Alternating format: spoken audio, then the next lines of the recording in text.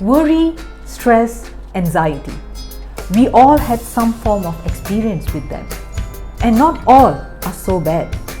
These experiences have enabled creative problem-solving mindset, secured our safety, and promoted growth within us. They are very easily recognized when you know how to look. Worry, stress, anxiety. Aren't they the same? Creative solution, safety, growth. Are you serious? Can I recognize them? Are you sure? Are these questions running in your head right now? If yes, then you might want to take a look at my Anxiety Tips series, How to Recognize Stress, Worry, Anxiety before we proceed any further. Today, we are focusing on the next step after recognizing, especially for those trapped in an anxiety cycle. This usually happens when we are experiencing excessive worry or chronic stress.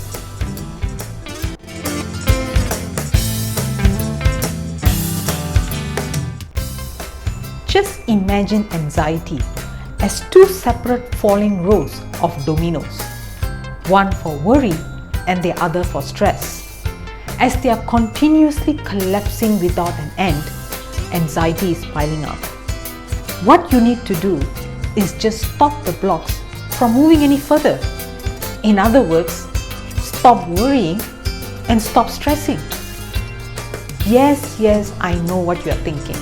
If I knew how to stop worrying and stressing, will I be here right now? I understand your plight. It is not easy to say no to your mind. Just try this simple experiment. I want you to take a look at this picture closely for a few moments.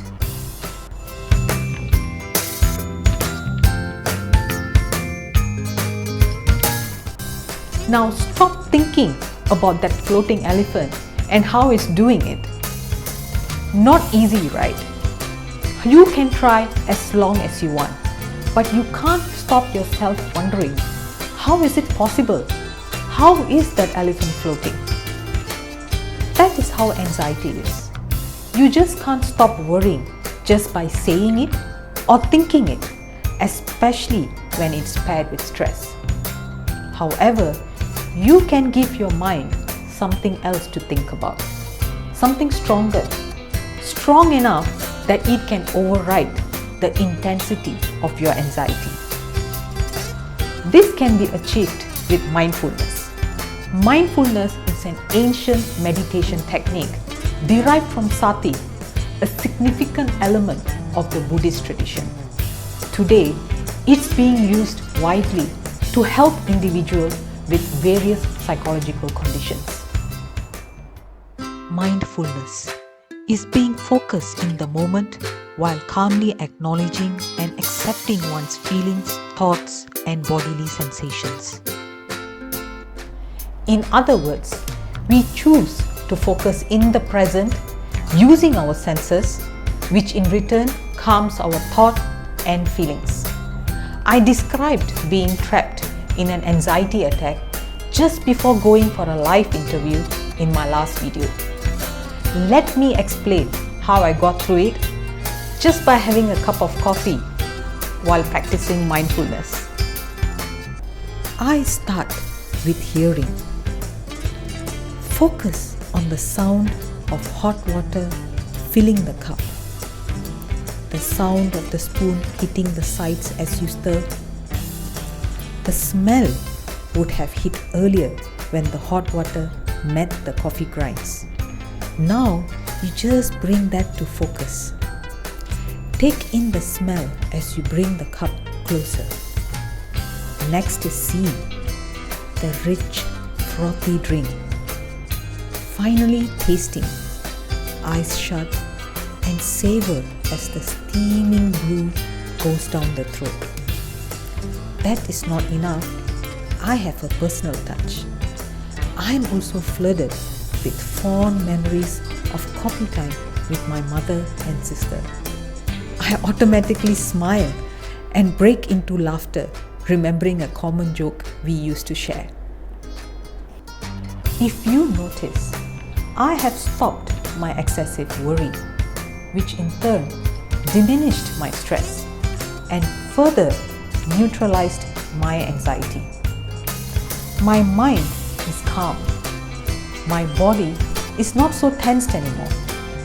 When I turn back to the screen right now, I'm in a better state to start my live interview. What I have done is something we all do when a gadget malfunctions around us. Unplug and reset. The initial trigger is still around, but because my mind and body is calm, it will go back to its normal functioning mode of problem solving itself to move forward. When you find yourself stuck in a similar situation, the first step is to always recognize and acknowledge the feeling, and then move into neutralizing it through mindfulness.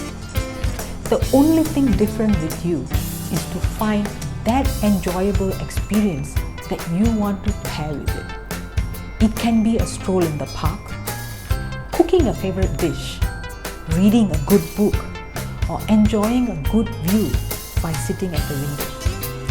Any of this can be paired with mindfulness. What I have shared is just the first step from the 4 core strategies of managing anxiety based on the work of Dr. Shelley Harrell. It is a quick self-help tip that can be easily applied in difficult situations for us to reset back to our normal functioning. Yet, when situation gets tougher, there will be need for professional intervention. Look out for my next episode in this series, where I'll be talking about how working with a practitioner can help return the balance during anxiety. Enjoy this video. Do like and share with your fellow friends. Do not want to miss the next episode? Don't forget to subscribe to my channel and click on the bell notification. Remember, recognize your anxiety as it's building up. Catch yourself before you get into a spiral through mindful practice. Choose something you enjoy doing to go along with it. Feel free to write in your experience or questions in the comments box below, and I will be glad to explore with you. Until we meet again in the next video, this is Hanureka Munyandi, mental health practitioner and advocate, signing off.